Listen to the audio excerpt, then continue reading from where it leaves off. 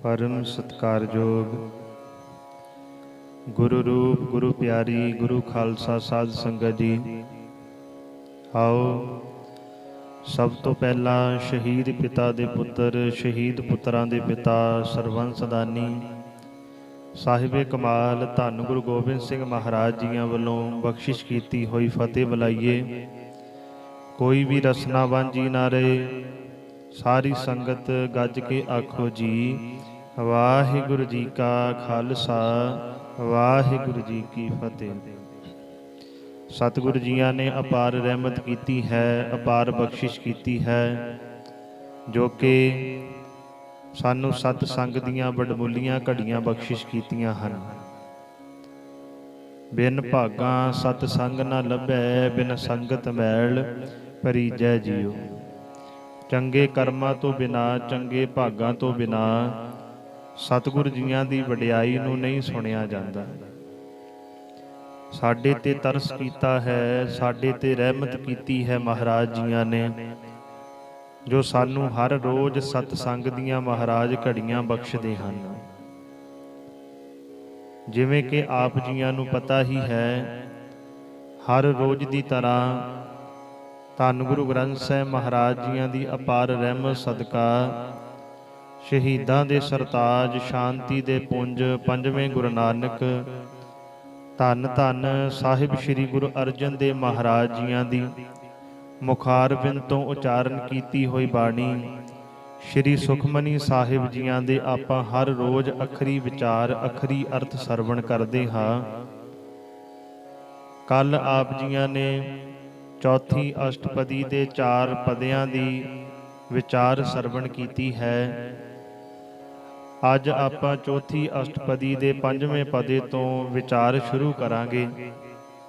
धन गुरु अर्जन देव महाराज सानू की उपदेश दे रहे ने, साडे ते की बख्शिश कर रहे ने, आओ सरवण करिए जी। करतूत पशु की मानस जात, लोक पचारा करे दिन रात। मानस तो भाव है मनुख। महाराज कहंदे ये मनुख हर रोज पशुआं दियां करतूतां करदा है। काम पशुआं वाले है पर जात इहदी मनुख है। शरीर इहदा मनुखां वर्गा है, काम इहदे पशुआं वर्गे है। आप जी सियाणे सुनदे हो, तुसीं भी देखिया होना है, कदे भी किसी पशु नूं नहीं किया जाता वे तू पशुआं वाले काम कर। हर समय यही किया जाता भी बंदिया तेरे काम पशुआं वाले है, तू अपने काम बंदियां वाले कर। तैनूं मनुखा शरीर मिलिया, बंदियां वाले काम कर। कदे कुत्ते नूं नहीं किया जाता भी कुत्तियां वाले काम कर। कदे गां नूं नहीं किया जाता भी तू गां वाले काम कर, क्योंकि वह अपना काम करदे है। एक बंदा ही है, एक इंसान ही है जो हर दिन महाराज कहंदे करतूतां पशुआं वालियां करदा है, काम पशुआं वाले करदा है। लोक पचारा करे दिन रात, दिन रात लोकां दे दिखावे वास्ते काम करदा। लोक पचारा तो भाव है दिखावे वाले काम। लोकां नूं काम दिखा रहा है, भाव लोकां नूं खुश कर रहा है। कदे अपने परिवार नूं खुश करदा, बाहर ठगियां मारदा है, चोरियां करके धन दौलत घर लेके आउंदा है। कादे वास्ते? मेरा परिवार मेरे ते खुश हो जाए। कदे दुनियादार बंदियां नूं खुश करदा है, कदे मित्रां दोस्तां नूं खुश करदा है।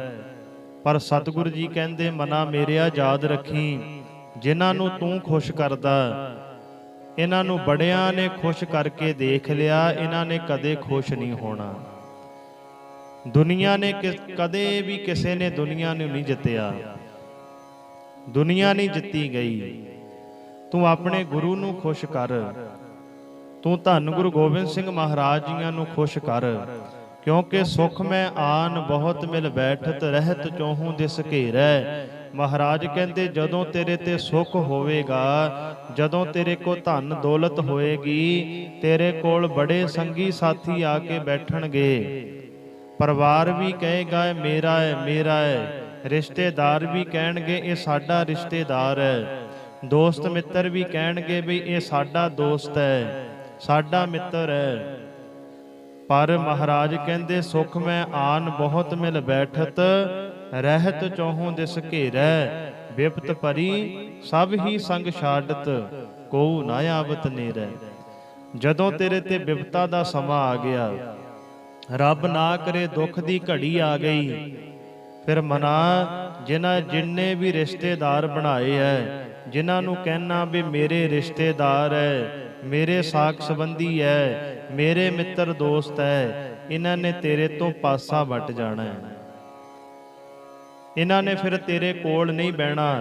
दुख दी घड़ी विच एक अकाल पुरख वाहिगुरू जी दे नाम ने ही तैनूं सहारा देना है। लोक पचारा करे दिन रात, जिहड़े तूं दिखावे दे काम हर रोज करदा है, ये कंमां ने फिर सहाई नहीं होना।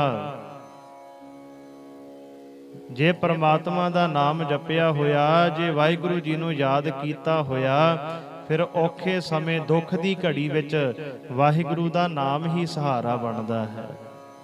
इस करके मना अपने काम सुधार, तू मनुख है, तैनू महाराज ने मनुखा शरीर दे के इस संसार ते भेजिया है।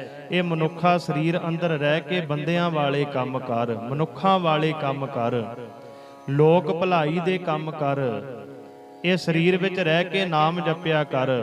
अज तू लोकां दा कहना मनदा है, जो दुनियादार बंदे कहंदे है वो कहना तां जरूर मन लैना, किते अपने मन विच झाती मार के देख, जो धन गुरु ग्रंथ साहिब महाराज जी कह रहे ने वो कहना मनदा है कि नहीं मनदा। जो सतगुरु जी कह रहे ने भी नाम जपिया कर, दुनिया दा भला करया कर। धन गुरु गोबिंद सिंह महाराज कहते मेरा सिख हर रोज पंजां बाणियां दा नितनेम करया करे, मेरा सिख अमृतधारी होवे, मेरा सिख माड़े कम्मां वल ना तुरे। मना अपने मन विच झाती मार के देख, वे तू गुरु दे बचन मनदा है ਜਾਂ फिर ਇਹ महाराज दी ਇੱਥੇ गल तेरे ते ਢੁਕਦੀ है, वे करतूत पशु की मानस जात। किते असीं तां नहीं करतूतां पशुआं वालियां करदे, जरूर अपने मन विच सोचीए। बाहर भेख अंतर मल माया, छप सनाहे कछ करै छुपाया। बाहर भेख अंतर मल माया, महाराज कहते बाहरों धार्मिक पोशाक पहनी है, शरीर उत्ते धार्मिक पोशाकां पहनदा है, धार्मिक कपड़े पहने हुए है, पर मन विच मैल है, मन विच माया दी मैल है। छप सनाहे कछ करे छुपाया, बाहरले भेख नाल अंदर जिहड़ी माया दी मैल छुपी है उहनूं तूं लुका नहीं सकदा। अकाल पुरख वाहिगुरू जी नूं तेरे मन दियां पता है, वो तेरे मन दियां जानदा है। तेरे अंदर मन दी मैल नूं तू परमात्मा दे कोलों छुपा नहीं सकदा।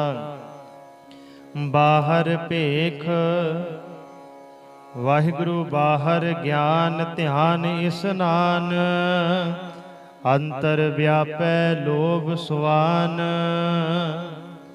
महाराज कहते बाहर दिखावे वास्ते तीरथ इशनान ते ज्ञान दियां गल्लां करदा है, समाधियां भी लाउंदा है। बाहर ज्ञान ध्यान इशनान, बाहरों तीर्थां ते इशनान करदा है, ज्ञान दियां गल्लां प्राप्त करदा है। ध्यान तो भाव है समाधियां भी लाउंदा है। अंतर व्यापै लोभ सुआन, पर मन विच लोभ रूपी कुत्ता शोर पा रहा है। सुआन तो भाव है कुत्ता। महाराज कहते मन विच लोभ रूपी कुत्ता शोर पा रहा है, भाव अंदर लोभ है। बाहरों ज्ञान दियां गल्लां करदा है, बाहरों तीर्थां ते इशनान करदा है। अंतर अगन बाहर तन सुआहा, गल पाथर कैसे तरह अथाह। ਮਨ ਵਿੱਚ ਤ੍ਰਿਸ਼ਨਾ ਦੀ ਅੱਗ ਹੈ, ਅੰਤਰ ਅਗਨ ਬਾਹਰ ਤਨ ਸੁਆਹਾ।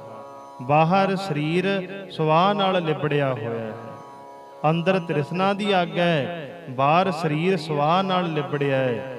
ਗਲ ਪਾਥਰ ਕੈਸੇ ਤਰੈ ਅਥਾਹ। ਗਲ ਵਿੱਚ ਵਿਕਾਰਾਂ ਦੇ ਪੱਥਰ ਹੋਣ ਕਰਕੇ ਐ ਮੇਰਿਆ ਮਨਾ ਸੰਸਾਰ ਰੂਪੀ ਸਮੁੰਦਰ ਤੋਂ ਕਿਵੇਂ ਤੂੰ ਪਾਰ ਹੋ ਸਕਦਾ ਹੈ? ਕਿਵੇਂ ਸੰਸਾਰ ਵਿੱਚੋਂ ਤਰ ਸਕਦਾ ਹੈ? ਨਹੀਂ ਤਰ ਸਕਦਾ।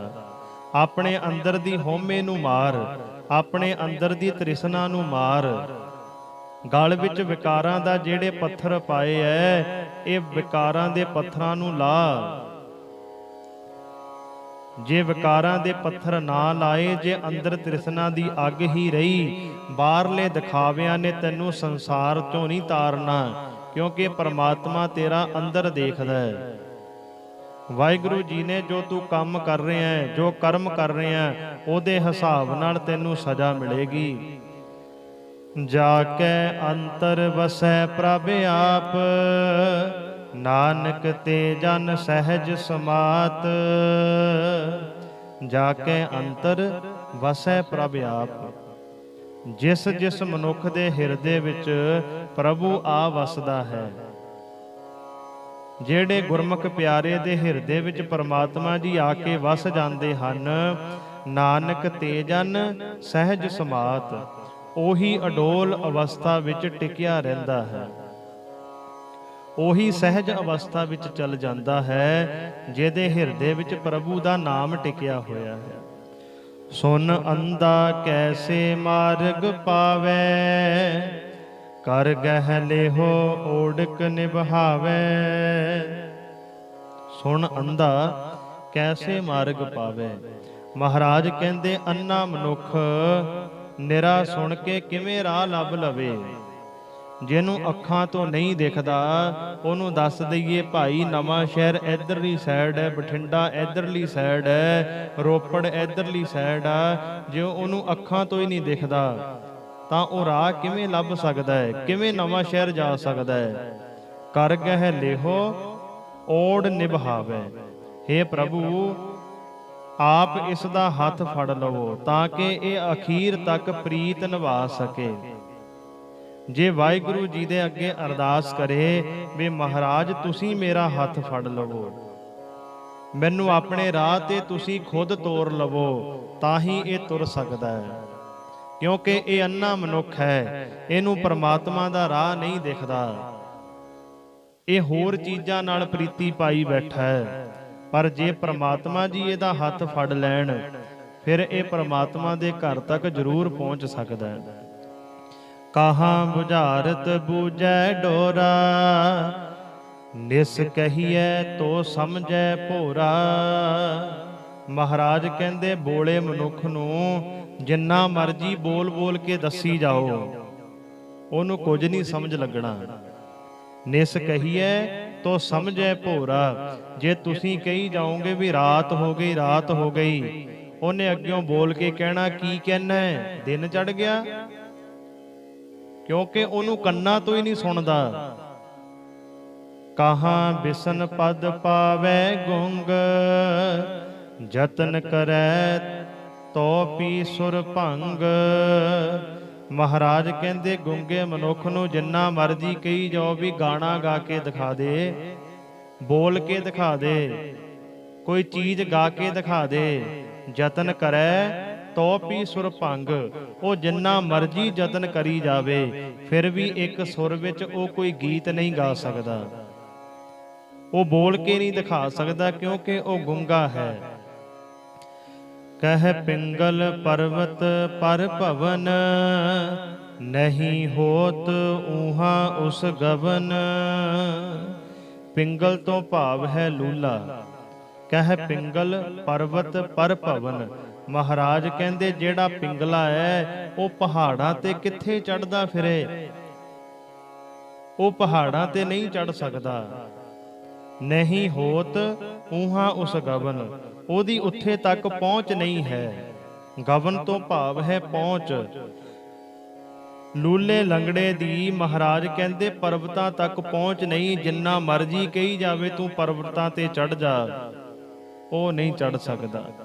ਕਰਤਾਰ ਕਰੁਣਾ ਮੈਂ ਦੀਨ ਬੇਨਤੀ ਕਰੈ, ਨਾਨਕ ਤੁਮਰੀ ਕਿਰਪਾ ਤਰੈ। ਹੇ ਕਰਤਾਰ, ਹੇ ਦਇਆ ਦੇ ਸਾਗਰ, ਨਿਮਾਣੇ ਦਾਸ ਦੀ ਬੇਨਤੀ ਹੈ। ਮਹਾਰਾਜ ਤੁਹਾਡੇ ਚਰਨਾਂ ਵਿੱਚ ਬੇਨਤੀ ਹੈ, ਨਾਨਕ ਤੁਮਰੀ ਕਿਰਪਾ ਤਰੈ। ਮਹਾਰਾਜ ਜੇ ਤੁਹਾਡੀ ਰਹਿਮਤ ਹੋਵੇ ਤਾਂ ਪਿੰਗਲੇ ਵੀ ਪਰਬਤ ਚੜ੍ਹ ਸਕਦੇ ਹਨ। ਜੇ ਤੁਹਾਡੀ ਰਹਿਮਤ ਹੋਵੇ ਤਾਂ ਗੂੰਗਾ ਵੀ ਬੋਲ ਕੇ ਦਿਖਾ ਸਕਦਾ ਹੈ। ਜੇ ਤੁਹਾਡੀ ਰਹਿਮਤ ਹੋਵੇ ਬੋਲੇ ਨੂੰ ਵੀ ਸੁਣ ਸਕਦਾ ਹੈ। ਸਤਿਗੁਰ ਜੀ, ਜੇ ਤੁਹਾਡੀ ਕਿਰਪਾ ਹੋ ਜਾਏ ਅੰਨੇ ਨੂੰ ਵੀ ਤੁਸੀਂ ਰਸਤਾ ਦਿਖਾ ਸਕਦੇ ਹੋ।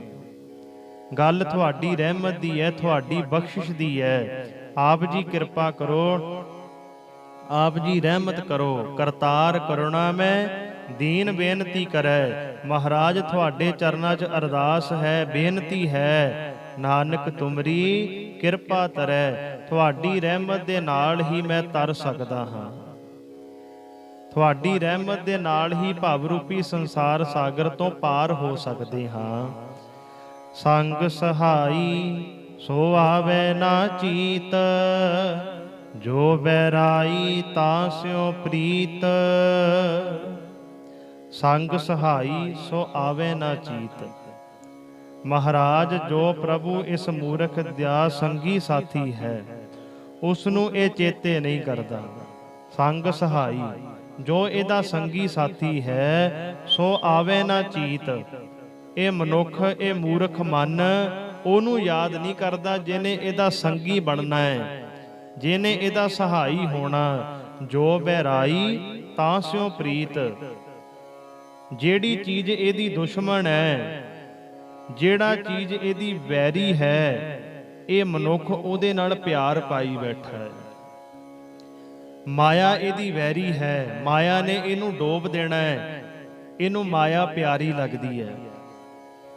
ਨਾਮ ਨੇ ਇਹਨੂੰ ਸੰਸਾਰ ਤੋਂ ਤਾਰਨਾ ਹੈ, ਇਹ ਨਾਮ ਦੇ ਨਾਲ ਚਿੱਤ ਨਹੀਂ ਜੋੜਦਾ। ਇਹਦੇ ਮਨ ਵਿੱਚ ਆ ਵੇ ਨਾਮ ਤਾਂ ਵਿਹਲਿਆਂ ਦਾ ਕੰਮ ਹੈ। ਅੱਜ ਇਹ ਜ਼ਹਿਰ ਦੇ ਨਾਲ ਪਿਆਰ ਪਾਈ ਬੈਠਾ, ਅੰਮ੍ਰਿਤ ਇਹਨੂੰ ਕੋੜਾ ਲੱਗਦਾ। ਵਿਖਿਆ ਮਿੱਠੀ ਅੰਮ੍ਰਿਤ ਕੋੜਾ ਹੈ। ਇਹਦੇ ਮਨ ਵਿੱਚ ਆ ਵੇ ਮਾਇਆ ਹੀ ਸਾਰਾ ਕੁਛ ਹੈ। ਨਹੀਂ ਗੁਰਮੁਖਾ, ਜਿਹੜਾ ਤੂੰ ਮਾਇਆ ਦਾ ਪਸਾਰਾ ਦੇਖ ਰਿਹਾ ਹੈ, ਇਹ ਮਾਇਆ ਦੇ ਪਸਾਰੇ ਨੇ ਹੀ ਤੈਨੂੰ ਡੋਬ ਦੇਣਾ ਹੈ। ਇਹ ਮਾਇਆ ਦੇ ਮੋਹ ਨੇ ਹੀ ਤੈਨੂੰ ਡੋਬ ਦੇਣਾ ਹੈ। ਸੰਗ ਸਹਾਈ ਸੋ ਆਵੇ ਨਾ ਚੀਤ। ਜਿਹੜੀ ਚੀਜ਼ ਨੇ ਤੈਨੂੰ ਤਾਰਨਾ ਹੈ, ਜਿਹੜੀ ਚੀਜ਼ ਨੇ ਔਖੇ ਸਮੇਂ ਤੇਰੇ ਸਹਾਈ ਹੋਣਾ ਹੈ, ਉਹਨੂੰ ਤੂੰ ਯਾਦ ਨਹੀਂ ਕਰਦਾ।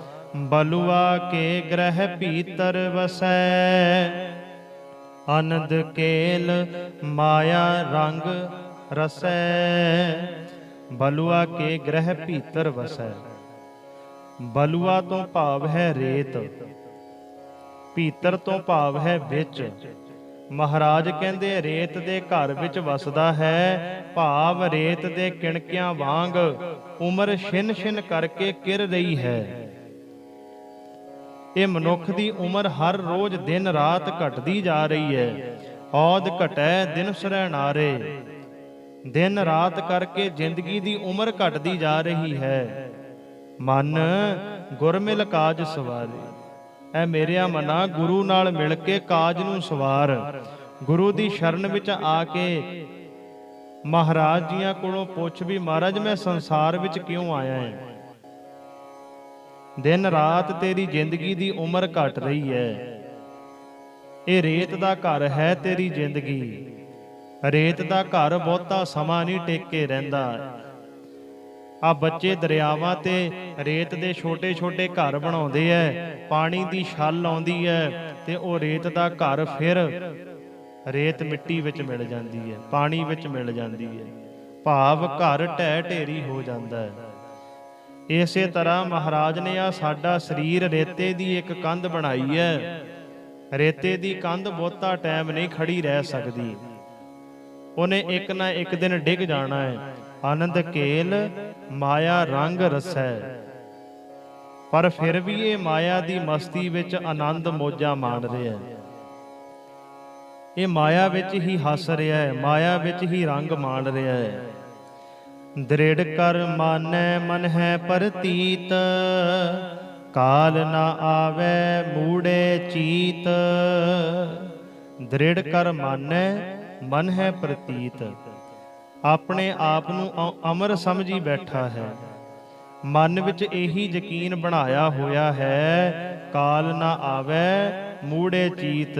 ਇਹ ਮੂਰਖ ਦੇ ਮਨ ਵਿੱਚ ਇਹੀ ਖਿਆਲ ਹੈ ਵੀ ਮੌਤ ਨੇ ਹਜੇ ਥੋੜੀ ਆਉਣਾ ਹੈ। ਕਾਲ ਨਾ ਆਵੇ ਮੂੜੇ ਚੀਤ, ਇਹਦੇ ਮਨ ਵਿੱਚ ਇਹੀ ਚਿੱਤ ਹੈ, ਇਹਦੇ ਮਨ ਵਿੱਚ ਇਹੀ ਖਿਆਲ ਹੈ ਵੀ ਮੌਤ ਨੇ ਮੇਰੇ ਕੋਲ ਹਜੇ ਥੋੜੀ ਆਣਾ, ਹਜੇ ਤਾਂ ਬਹੁਤ ਸਮਾਂ ਪਿਆ ਹੈ, ਹਜੇ ਤਾਂ ਮੇਰੇ ਤੇ ਬਚਪਨ ਹੈ, ਹਜੇ ਤਾਂ ਮੇਰੇ ਤੇ ਜਵਾਨੀ ਹੈ। ਪਰ ਮਨਾ ਮੇਰਿਆ ਯਾਦ ਰੱਖੀ, ਕਈ ਵਾਰ ਜਨਮ ਦੇਣ ਵਾਲੇ ਮਾਪੇ ਹਜੇ ਬੈਠੇ ਹੀ ਹੁੰਦੇ ਐ, ਪੁੱਤਰਾਂ ਧੀਆਂ ਦੀ ਪਹਿਲਾਂ ਵਾਰੀ ਆ ਜਾਂਦੀ ਹੈ। ਰੱਬ ਨਾ ਕਰੇ ਕਿਸੇ ਤੇ ਇਹੋ ਜਿਹਾ ਸਮਾਂ ਆਵੇ, ਪਰ ਜਿਹੜੀ ਮੌਤ ਹੈ ਇਹ ਇੱਕ ਅਟਲ ਸਚਾਈ ਹੈ।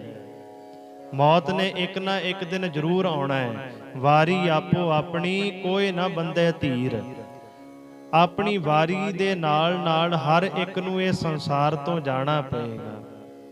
ਪਰ ਮਨਾ, ਤੂੰ ਕਿਹੜੀਆਂ ਚੀਜ਼ਾਂ ਦੇ ਨਾਲ ਪਿਆਰ ਬਣਾਈ ਬੈਠਾ ਹੈ, ਜਿਹੜੀਆਂ ਚੀਜ਼ਾਂ ਨਾਸਵੰਤ ਹੈ, ਜਿਹੜੀਆਂ ਚੀਜ਼ਾਂ ਨੇ ਤੇਰੇ ਨਾਲ ਵੀ ਨਹੀਂ ਜਾਣਾ, ਇੱਥੋਂ ਤੱਕ ਵੀ ਤੇਰੇ ਸਰੀਰ ਨੇ ਵੀ ਤੇਰੇ ਨਾਲ ਨਹੀਂ ਜਾਣਾ। ਵੈਰ ਵਿਰੋਧ ਕਾਮ ਕ੍ਰੋਧ ਮੋਹ, ਝੂਠ ਵਿਕਾਰ ਮਹਾ ਲੋਭ ਧਰੋਹ। ਮਹਾਰਾਜ ਕਹਿੰਦੇ ਇਹ ਮਨੁੱਖ ਆਪਣੀ ਜ਼ਿੰਦਗੀ 'ਚ ਵੈਰ ਕਰਦਾ, ਵਿਰੋਧ ਕਰਦਾ ਹੈ, ਕਾਮ ਵਿੱਚ ਫਸਿਆ ਹੋਇਆ ਹੈ, ਹਰ ਇੱਕ ਤੇ ਗੁੱਸਾ ਕਰਦਾ ਹੈ, ਮੋਹ ਵਿੱਚ ਫਸਿਆ ਹੋਇਆ ਹੈ, ਝੂਠ ਬੋਲਦਾ ਹੈ, ਮੰਦੇ ਕਰਮ ਕਰਦਾ ਹੈ, ਇਹਦੇ ਅੰਦਰ ਲਾਲਚ ਹੈ, ਇਹਦੇ ਅੰਦਰ ਠੱਗੀ ਹੈ, ਹਰ ਇੱਕ ਨਾਲ ਠੱਗੀਆਂ ਮਾਰਦਾ। ਆਹੂੰ ਜੁਗਤ ਬਿਹਾਨੇ ਕਈ ਜਨਮ, ਨਾਨਕ ਰਾਖ ਲਿਹੋ ਆਪਨ ਕਰ ਕਰਮ।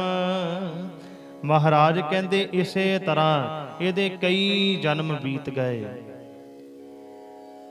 ਕਈ ਜਨਮ ਹੋ ਗਏ ਇਹਨੂੰ ਸੰਸਾਰ ਵਿੱਚ ਆਉਂਦਿਆਂ ਨੂੰ। ਫਿਰ ਇੱਥੇ ਆ ਕੇ ਵੈਰ ਵਿਰੋਧ ਕਰਦਾ, ਕਾਮ ਵਿੱਚ ਫਸਿਆ ਹੈ, ਗੁੱਸੇ ਵਿੱਚ ਫਸਿਆ ਹੋਇਆ, ਮੋਹ ਵਿੱਚ ਫਸਿਆ ਹੋਇਆ ਹੈ, ਲੋਕਾਂ ਨਾਲ ਠੱਗੀਆਂ ਕਰਦਾ। ਇਹਦੇ ਅੰਦਰ ਲਾਲਚ ਹੈ ਵੀ ਜਿਹੜਾ ਗਵਾਂਢੀ ਦੇ ਘਰ ਹੈ ਉਹ ਵੀ ਮੇਰੇ ਘਰ ਆ ਜਾਏ।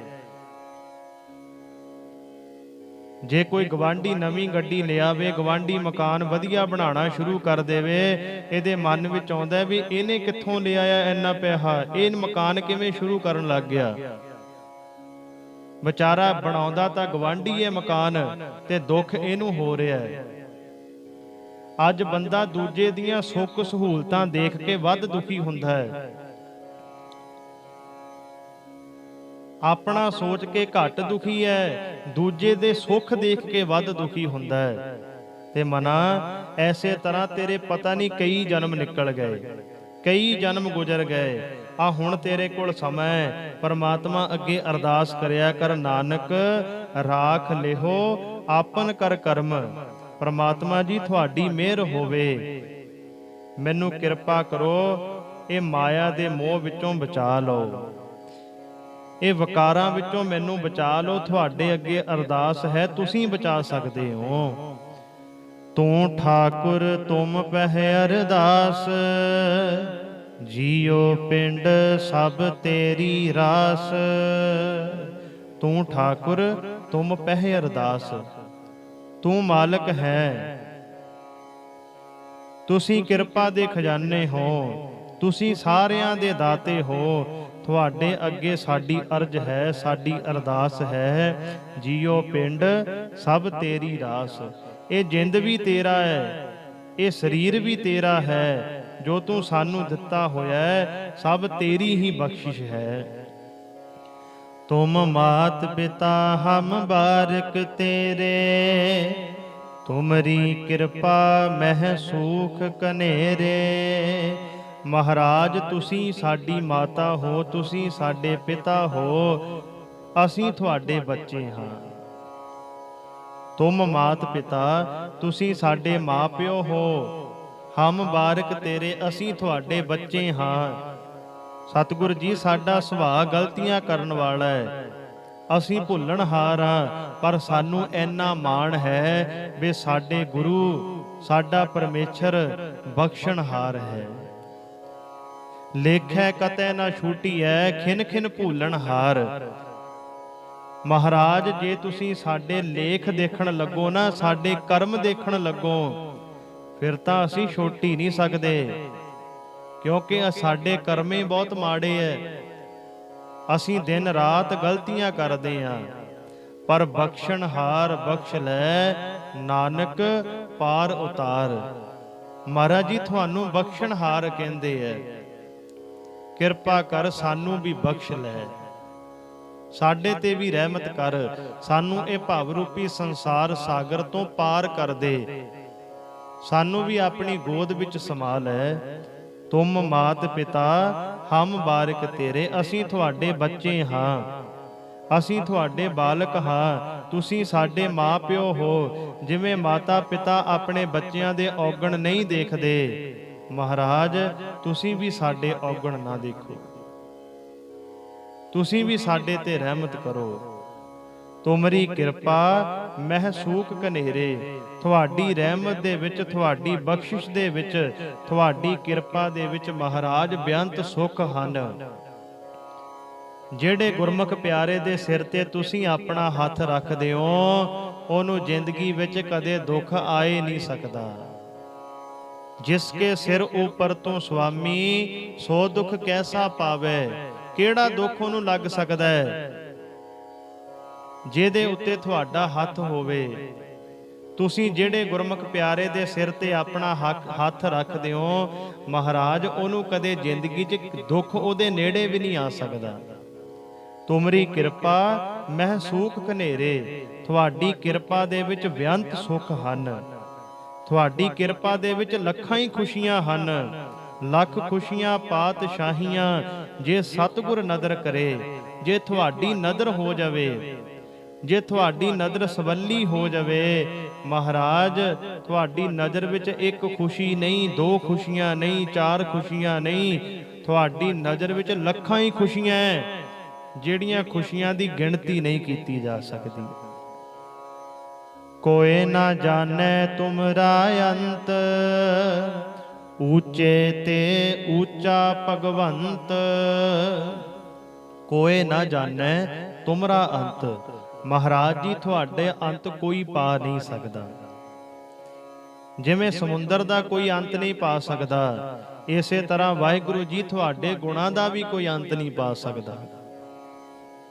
ਹਾਂ, ਸਮੁੰਦਰ ਵਿੱਚੋਂ ਕੋਈ 2 ਬਾਲਟੀਆਂ ਭਰ ਲੈ, ਕੋਈ 4 ਬਾਲਟੀਆਂ ਭਰ ਲੈ, ਉਹ ਆਪਣੇ ਘਰ ਤਾਂ ਲੈ ਕੇ ਜਾ ਸਕਦਾ ਹੈ, ਪਰ ਸਮੁੰਦਰ ਨੂੰ ਉਹਦੇ ਨਾਲ ਕੋਈ ਘਾਟਾ ਨਹੀਂ। ਇਸੇ ਤਰ੍ਹਾਂ ਵਾਹਿਗੁਰੂ ਜੀ ਦੇ ਗੁਣ ਗਾ ਗਾ ਕੇ, ਵਾਹਿਗੁਰੂ ਜੀ ਦੀਆਂ ਸਿਫਤਾਂ ਕਰ ਕਰਕੇ ਮਨੁੱਖ ਦੇ ਆਪਣੇ ਅੰਦਰ ਤਾਂ ਗੁਣਾਂ ਦਾ ਖਜ਼ਾਨਾ ਪੈਦਾ ਹੋ ਸਕਦਾ ਹੈ, ਪਰ ਮਹਾਰਾਜ ਤੁਹਾਡੇ ਗੁਣਾਂ ਦਾ ਕੋਈ ਅੰਤ ਨਹੀਂ ਪਾ ਸਕਦਾ, ਤੁਹਾਡੇ ਗੁਣਾਂ ਦਾ ਕੋਈ ਅੰਤ ਨਹੀਂ ਪਾ ਸਕਦਾ। ਹਰ ਇੱਕ ਚੀਜ਼ ਦਾ ਦੁਨੀਆ ਤੇ ਅੰਤ ਪਾਇਆ ਜਾ ਸਕਦਾ ਹੈ, ਪਰ ਕੇਵਲ ਤੇ ਕੇਵਲ ਪਰਮਾਤਮਾ ਦੇ ਨਾਮ ਦਾ ਹੀ ਅੰਤ ਨਹੀਂ ਪਾਇਆ ਜਾ ਸਕਦਾ, ਕਿਉਂਕਿ ਉਹ ਬੇਅੰਤ ਹੈ। ਉੱਚੇ ਤੇ ਉੱਚਾ ਭਗਵੰਤ, ਉਹ ਸਾਰਿਆਂ ਨਾਲੋਂ ਉੱਚਾ ਹੈ, ਉਹ ਸਾਰਿਆਂ ਨਾਲੋਂ ਸ੍ਰੇਸ਼ਟ ਹੈ। ਕਿਉਂ ਸ੍ਰੇਸ਼ਟ ਹੈ? ਕਿਉਂਕਿ ਅਕਾਲ ਪੁਰਖ ਵਾਹਿਗੁਰੂ ਜੀ ਇੱਕ ਹੀ ਹੈ, ਉਹਦੇ ਵਰਗਾ ਦੂਜਾ ਕੋਈ ਨਹੀਂ ਹੈ। ਇੱਕ ਓੰਕਾਰ ਤੋਂ ਭਾਵ ਹੈ ਪਰਮਾਤਮਾ ਇੱਕ ਹੈ, ਤੇ ਪਰਮਾਤਮਾ ਮਿਲਦਾ ਕਿਵੇਂ ਹੈ? ਸਤਿਗੁਰ ਪ੍ਰਸਾਦ। ਪੂਰੇ ਸਤਿਗੁਰ ਜੀ ਦੀ ਕਿਰਪਾ ਦੇ ਨਾਲ ਉਹ ਅਕਾਲ ਪੁਰਖ ਵਾਹਿਗੁਰੂ ਜੀ ਦੀ ਪ੍ਰਾਪਤੀ ਹੁੰਦੀ ਹੈ। ਉੱਚੇ ਤੇ ਉੱਚਾ ਭਗਵਾਨ, ਉਹ ਸਾਰਿਆਂ ਨਾਲੋਂ ਉੱਚਾ ਹੈ। ਸਗਲ ਸਮਗਰੀ ਤੁਮਰੈ ਸੂਤਰ ਧਾਰੀ, ਤੁਮ ਤੇ ਹੋਏ ਸੋ ਆਗਿਆਕਾਰੀ। ਸਗਲ ਸਮਗਰੀ ਤੁਮਰੈ ਸੂਤਰ ਧਾਰੀ, ਸਮਗਰੀ ਤੋਂ ਭਾਵ ਹੈ ਪਦਾਰਥ, ਸੂਤਰ ਤੋਂ ਭਾਵ ਹੈ ਮਰਜ਼ਾਦਾ ਵਿੱਚ, ਹੁਕਮ ਵਿੱਚ। ਐ ਅਕਾਲ ਪੁਰਖ ਵਾਹਿਗੁਰੂ ਜੀ, ਜਗਤ ਦੇ ਸਾਰੇ ਪਦਾਰਥ ਤੁਹਾਡੇ ਹੀ ਹੁਕਮ ਵਿੱਚ ਟਿਕੇ ਹੋਏ ਹਨ, ਤੁਹਾਡੀ ਹੀ ਮਰਜ਼ਾਦਾ ਵਿੱਚ ਟਿਕੇ ਐ। ਮਹਾਰਾਜ, ਤੁਹਾਡੇ ਹੁਕਮ ਤੋਂ ਬਿਨਾ ਦੁਨੀਆ ਤੇ ਇੱਕ ਵੀ ਪੱਤਾ ਨਹੀਂ ਝੁੱਲ ਸਕਦਾ। ਜੇ ਇੱਕ ਛੋਟਾ ਜਿਹਾ ਪੱਤਾ ਵੀ ਹਿੱਲਦਾ ਹੈ, ਉਹ ਵੀ ਤੁਹਾਡੇ ਹੁਕਮ ਵਿੱਚ ਹੀ ਹੈ। ਪਰਮਾਤਮਾ ਦੇ ਹੁਕਮ ਤੋਂ ਬਿਨਾ ਇਹ ਦੁਨੀਆ ਤੇ ਕੁਝ ਵੀ ਨਹੀਂ ਹੋ ਸਕਦਾ। ਮਹਾਰਾਜ, ਦੁਨੀਆ ਸਾਰੀ ਤੁਹਾਡੇ ਹੁਕਮ ਵਿੱਚ ਹੈ। ਦਰਿਆ ਵੀ ਤੁਹਾਡੇ ਹੁਕਮ ਵਿੱਚ ਹੈ, ਅਗਨੀ ਵੀ ਤੁਹਾਡੇ ਹੁਕਮ ਵਿੱਚ ਹੈ, ਸੂਰਜ ਵੀ ਤੁਹਾਡੇ ਹੁਕਮ ਵਿੱਚ ਹੈ, ਚੰਦਰਮਾ ਵੀ ਤੁਹਾਡੇ ਹੁਕਮ ਵਿੱਚ ਹੈ। ਸਗਲ ਸਮਗਰੀ ਤੁਮਰੇ ਸੂਤਰ ਧਾਰੀ, ਸਾਰੀ ਸ੍ਰਿਸ਼ਟੀ ਤੇਰੇ ਹੁਕਮ ਵਿੱਚ ਚੱਲ ਰਹੀ ਹੈ। ਤੁਮ ਤੇ ਹੋਏ ਸੋ ਆਗਿਆਕਾਰੀ, ਤੇਰੀ ਰਚੀ ਹੋਈ ਸ੍ਰਿਸ਼ਟੀ ਤੇਰੀ ਹੀ ਆਗਿਆ ਵਿੱਚ ਤੁਰ ਰਹੀ ਹੈ। ਤੁਮਰੀ ਗਤ ਮਿਤ ਤੁਮ ਹੀ ਜਾਨੀ, ਨਾਨਕ ਦਾਸ ਸਦਾ ਕੁਰਬਾਨੀ। ਤੁਮਰੀ ਗਤ ਮਿਤ ਤੁਮ ਹੀ ਜਾਨੀ, ਤੂੰ ਕਿਹੋ ਜਿਹਾ ਹੈ, ਕਿੱਡਾ ਵੱਡਾ ਹੈ, ਤੂੰ ਆਪ ਹੀ ਜਾਣਦਾ ਹੈ। ਮਹਾਰਾਜ, ਤੁਮਰੀ ਗਤ ਮਿਤ, ਤੁਸੀਂ ਕਿਹੋ ਜਿਹੇ ਹੋ, ਕਿੱਡੇ ਵੱਡੇ ਹੋ, ਤੁਮ ਹੀ ਜਾਨੀ, ਉਹ ਤੁਸੀਂ ਹੀ ਜਾਣਦੇ ਹੋ। ਤੁਹਾਡਾ ਕੋਈ ਵੀ ਅੰਤ ਨਹੀਂ ਪਾ ਸਕਦਾ। ਕੋਈ ਵੀ ਇਹ ਨਹੀਂ ਕਹਿ ਸਕਦਾ ਵੀ ਪਰਮਾਤਮਾ ਕਿੱਡਾ ਵੱਡਾ ਹੈ, ਕਿਉਂਕਿ ਪਰਮਾਤਮਾ ਬਹੁਤ ਵੱਡਾ ਹੈ। ਕਿੱਡਾ ਵੱਡਾ ਹੈ, ਪੂਰੀ ਸ੍ਰਿਸ਼ਟੀ ਨੂੰ ਚਲਾ ਰਿਹਾ ਹੈ, ਪੂਰੀ ਸ੍ਰਿਸ਼ਟੀ ਉਹਦੇ ਅੰਡਰ ਹੈ। ਹਰ ਇੱਕ ਜੀਵ ਨੂੰ ਭੋਜਨ ਦੇ ਰਿਹਾ ਹੈ, ਹਰ ਇੱਕ ਚੀਜ਼ ਨੂੰ ਪਹਿਨਣ ਵਾਸਤੇ ਕੱਪੜੇ ਦੇ ਰਿਹਾ ਹੈ, ਹਰ ਚੀਜ਼ ਨੂੰ ਖਾਣ ਵਾਸਤੇ ਪਦਾਰਥ ਦੇ ਰਿਹਾ ਹੈ। ਜੇ ਸਾਡੇ ਵੱਸ ਦੀ ਗੱਲ ਹੋਵੇ, ਅਸੀਂ ਜਿਨ੍ਹਾਂ ਨਾਲ ਵੈਰ ਵਿਰੋਧ ਕਰਦੇ ਹਾਂ, ਅਸੀਂ ਉਹਨਾਂ ਨੂੰ ਖਾਣ ਵਾਸਤੇ ਨਾ ਦਈਏ। ਪਰ ਉਹ ਨਿਰਭਉ ਹੈ, ਨਿਰਵੈਰ ਹੈ। ਉਹ ਕਿਸੇ ਨਾਲ ਵੈਰ ਨਹੀਂ ਕਮਾਉਂਦਾ ਤੇ ਨਾ ਹੀ ਕਿਸੇ ਤੋਂ ਡਰਦਾ ਹੈ। ਮਹਾਰਾਜ ਬਹੁਤ ਵੱਡਾ ਹੈ, ਬੇਅੰਤ ਹੈ, ਨਾਨਕ ਦਾਸ ਸਦਾ ਕੁਰਬਾਨੀ। ਧੰਨ ਗੁਰੂ ਅਰਜਨ ਦੇਵ ਮਹਾਰਾਜ ਕਹਿੰਦੇ, ਹੇ ਪ੍ਰਭੂ, ਤੇਰੇ ਸੇਵਕ ਤੇਤੋਂ ਸਦਾ ਬਲਿਹਾਰੇ ਜਾਂਦੇ ਹਨ, ਸਦਾ ਹੀ ਸਦਕੇ ਜਾਂਦੇ ਹਨ। ਪਰਮਾਤਮਾ ਤੋਂ ਸਦਾ ਬਲਿਹਾਰੇ ਜਾਣਾ ਚਾਹੀਦਾ ਹੈ, ਜਿਹੜਾ ਵਾਹਿਗੁਰੂ ਜੀ ਸਾਨੂੰ ਇੰਨੀਆਂ ਦਾਤਾਂ ਦੇ ਰਿਹਾ ਹੈ, ਸਾਡੇ ਤੇ ਇੰਨੀ ਬਖਸ਼ਿਸ਼ ਕਰ ਰਿਹਾ ਹੈ। ਹਮੇਸ਼ਾ ਹੀ ਉਹਦੇ ਅੱਗੇ ਸ਼ੁਕਰ ਕਰਨਾ ਚਾਹੀਦਾ ਹੈ, ਹਮੇਸ਼ਾ ਹੀ ਵਾਹਿਗੁਰੂ ਜੀ ਦਾ ਸਿਮਰਨ ਕਰਨਾ ਚਾਹੀਦਾ ਹੈ। ਸੋ ਗੁਰਮੁਖੋ, ਇਹ ਸਨ ਜੋ ਆਪਾਂ ਸ਼੍ਰੀ ਸੁਖਮਨੀ ਸਾਹਿਬ ਜੀਆਂ ਦੀ ਚੌਥੀ ਅਸ਼ਟਪਦੀ ਦੇ 4 ਬੰਦਾਂ ਦੀ, ਅੱਜ ਆਖਰੀ 4 ਬੰਦਾਂ ਦੀ ਆਪਾਂ ਵਿਚਾਰ ਕੀਤੀ ਹੈ। ਅੱਜ ਚੌਥੀ ਅਸ਼ਟਪਦੀ ਦੀ ਸਮਾਪਤੀ ਹੈ। ਕੱਲ ਨੂੰ ਆਪਾਂ 5ਵੀਂ ਅਸ਼ਟਪਦੀ ਦੀ ਵਿਚਾਰ ਸ਼ੁਰੂ ਕਰਾਂਗੇ। ਵਿਚਾਰ ਕਰਦੇ ਸਮੇਂ ਇੱਕ ਨਹੀਂ ਬੇਅੰਤ ਭੁੱਲਾਂ ਹੋ ਗਈਆਂ, ਅਣਜਾਣ ਬੱਚੇ ਸਮਝ ਕੇ ਮਾਫ ਕਰਿਓ ਜੀ। ਗੁਰੂ ਵਾਲੇ ਬਣੋ, ਅੰਮ੍ਰਿਤ ਛਕੋ, ਬੁਲਾਓ ਫਤਿਹ। ਵਾਹਿਗੁਰੂ ਜੀ ਕਾ ਖਾਲਸਾ, ਵਾਹਿਗੁਰੂ ਜੀ ਕੀ ਫਤਿਹ।